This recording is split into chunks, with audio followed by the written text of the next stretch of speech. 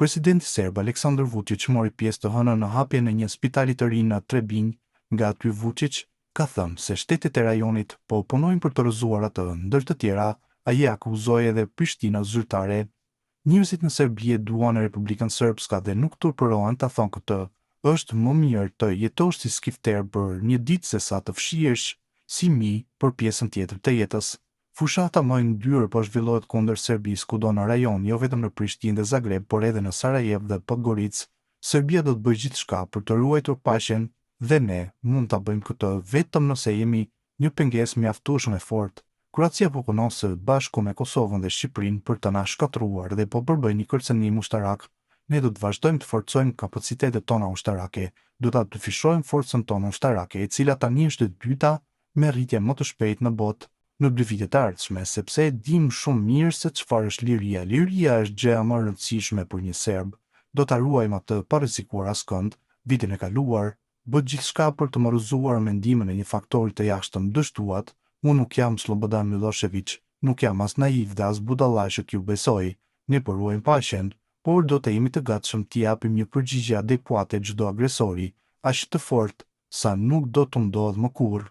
Amerika ka filluar të besojë dhe mbroj interesat e saj. Çfarë do të bëjmë kur të thonë se u duhet Gronlanda? Nuk do të ndryrim në këtë. Le ta vendosim vetë. Do t'i pyesim se çfarë ndodhi me Kosovën, tha Vučić. Analisti Milazim Maraj ka komentuar deklarimet e presidentit serb Aleksandar Vučić, duke vlerësuar se qëndrimi i tij ndaj OKB-s dhe dokumenteve ndërkombëtare është kontradiktor. Sipas Marajt, Vučić sot pretendon se institucionet ndërkombëtare nuk respektohen më nga të fortët, por nuk mbajti të njëjtin qëndrim kur Rusia sulmoi Ukrainën pas një provokim. Maraj thekson se frika alarmante e Vučićit, si e tij personale ashtu edhe e Këshillit të Sigurisë së Serbisë, nuk ka baza reale. Ai kritikon mënyrën se si Vučić e paraqet armatosjen e Shqipërisë, Kroacisë dhe Kosovës si kërcënim për Serbinë, duke nënvizuar se kjo armatosje është mbrojtje dhe jo agresive. Ky vlerësoi që OKB-ja dhe dokumentet e saj nuk janë më të rëndësishme, ato sipas tij janë shkel dhe nuk respektohen nga të fortit, por ky është vlerësim. Nuk e kishte kur Rusia sulmoi Ukrainën pas një nxitje lufte apo përzierje në punët e brendshme të Rusisë. I forti shtyp të ligun, thot Vučić, ku bazohet frika e tij alarmante, madje jo vetëm e tij, por edhe e tërë Këshillit të Sigurimit në Serbi. Vučić përmend edhe aleancën Shqipëri-Kroaci-Kosovë dhe armatosjen e këtyre shteteve. Këtë armatosje e sheh jo si mbrojtje të këtyre shteteve, por nga një shtet luftë-nxitës që ai e udhëheq, por si rrezik për Serbinë. Frika e këtij kryetari është interesante. Venezuela nuk është në kufi me Serbinë, por ka mjaftueshëm të përbashkëta. Miku i Vučićit, Maduro, tani i arrestuar për 42 minuta, e për të cilin ky kishte shumë respekt, duhet të ketë shumë të përbashkëta me homologun e tij. Madje ky ndoshta e ka mbushur kupën më herët se sa Maduro, tha ai. Korrupsioni dhe krimi i organizuar. Maraj thekson se korrupsioni në Serbi është më i larti në gadishullin lirik, duke nënvizuar se revolta qytetare shpërtheus pas ngjarjeve të rënda në Novi Sad, ku sipas tij korrupsioni u përhap me gjakun e të pafajshmëve.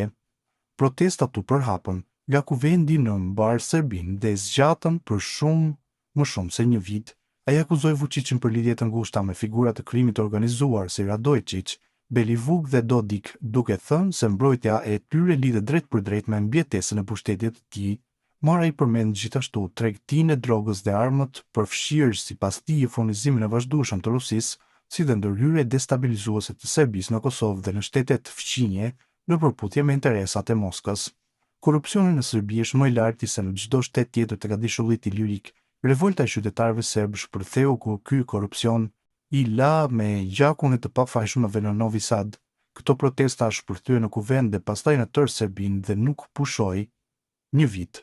Bosat e krimit Radojčić, Belivuk, Dodik e shumë të tjerë në rrethin e parë pranë këtij kryetari kriminal.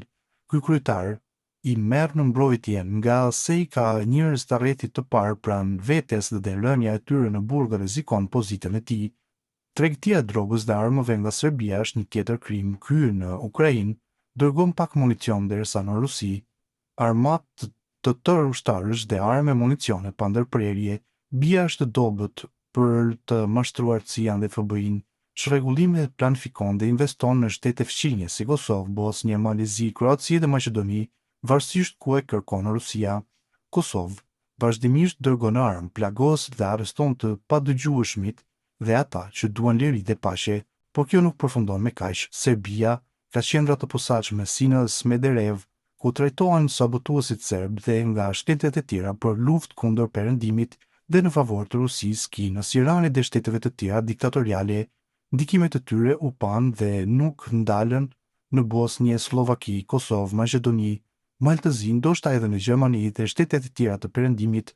Rasti i zjarrit të klubeve në Maqedoni dhe tani në Zvicër mund të ketë një dorë të specializuar nga ekspertë të rusë dhe serb të trajnuar në Serbi.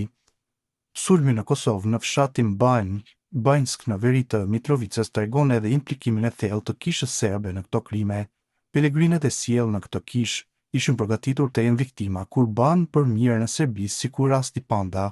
Ata duhet të falenderojnë policinë e Kosovës, përndryshe kishin përfunduar atë ditë nga të afërmit e këtyre kriminalëve. Bashkëpunimi i ngushtë i Serbisë me Rusisë dhe Kinën, duke qenë pjesë e projektit të tyre gjeopolitik, është një tjetër krim i planifikuar kundër njerëzimit. Vučić është i shqetësuar edhe nga vlerësimi i BE-s se veprimi ndaj Maduros është i lishëm, ndërsa ky e quan të palishëm, ndoshta në bazë të asaj që deri tani ka bërë e paramendon veten cimer me Maduron ose fqin me Bashar al-Assadin, shpjegon ai. Në përfundim, Maraj thekson se Vučić nuk mund të friksoj popullin serb me zhvillime aktuale pasi interesat e tij janë tërësisht të ndara nga ato të qytetarëve dhe sipas tij të ngjashme me rrugën e Nicolas Maduro. Ai vlerëson se retorika e Vučićit për të drejtën e forcës pasqyrohet në veprimet e tij përfshirë rastin e Banjskës dhe Ujmanit.